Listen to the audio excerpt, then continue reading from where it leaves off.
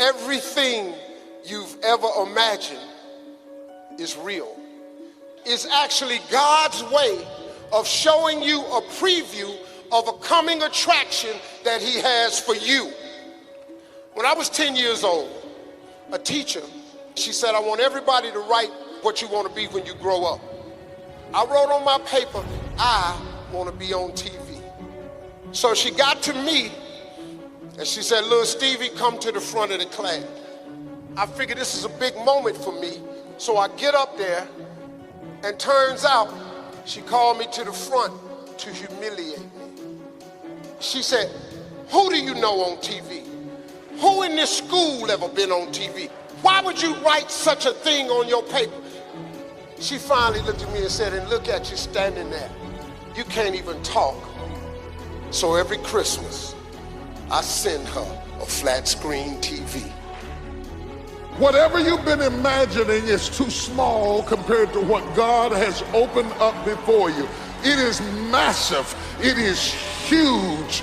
It is simply an opportunity. You can't measure it with a stick. You can't put it in a computer. That if you walk into what God is giving you, you will never, ever be the same again. I mean, a radical revolution is about to take forth.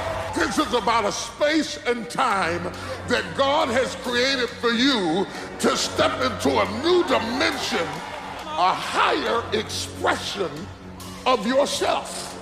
The outworking of the internal, stuff that's been shut up in your bowels, tied up in your belly. You have finally come to the place of maturity that you can step into what you have been dreaming about, and God is about to revolutionize your life. This thing is big. This thing is huge. Touch three people and say, look for opportunities, look for opportunities. Don't watch the clock, don't look at the calendar, don't worry about the seasons, don't worry about what people say, don't worry about anything. God is setting before you a large opportunity. And if you perceive it, you can walk into it and manage it, and the wells of blessings and deliverance are gonna flow, and it's gonna start in you. It's coming out of your spirit, it's coming out of your creativity. And that's why the enemy wants you distracted, because this large place starts from a small place. Go to the places that they have been jammed up and closed down, and God said, dig them out again. Dig out things you put on the back burner. Dig out things that you thought about, didn't have the resources to do. Dig it out, because out of those small places will come big things. Don't despise small beginnings. What is significant to you is that God, in spite of all the things you have been through, and in spite of all the things you have failed to do, and in spite of all the people who tried to cancel you out, God sustained you, brought you safely through, and he is about to put you in a large place. This thing is big. This thing is big. I groaned for it. I cried for it. I labored for it. But this thing down inside of me is big. I want to say this is your year, but what I need to say, this is your opportunity. If you waste the year, you will lose the opportunity. Unclutter your well. The person you're touching will die a bitter man or a bitter woman if they don't seize the opportunity of living their life to the fullest. It's easy to water down what God's promised us.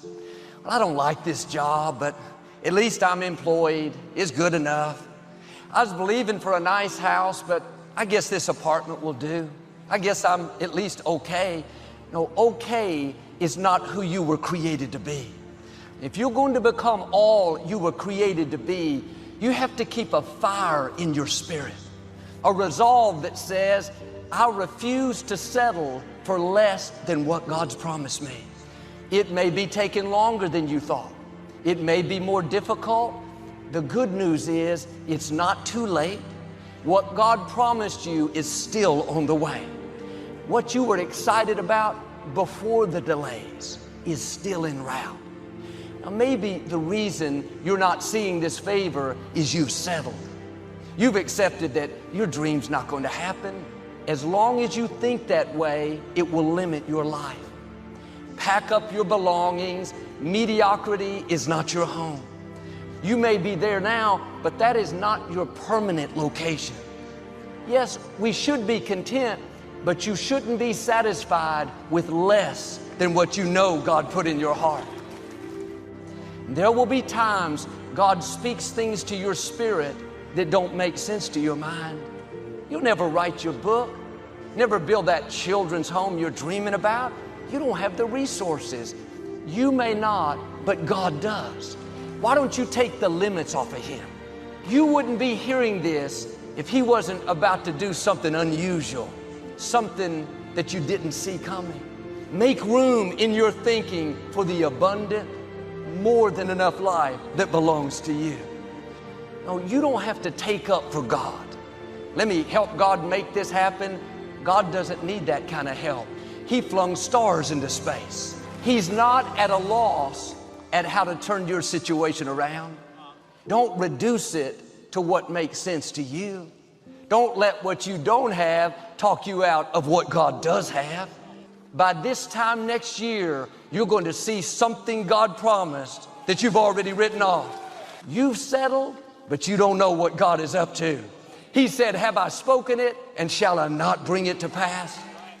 God has some of these who would have ever thought blessings coming your way. Favor that doesn't make sense. What am I saying?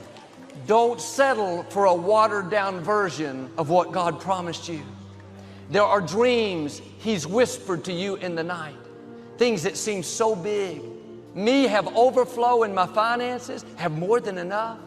Or me be healthy, in shape, energetic. That may seem so unlikely.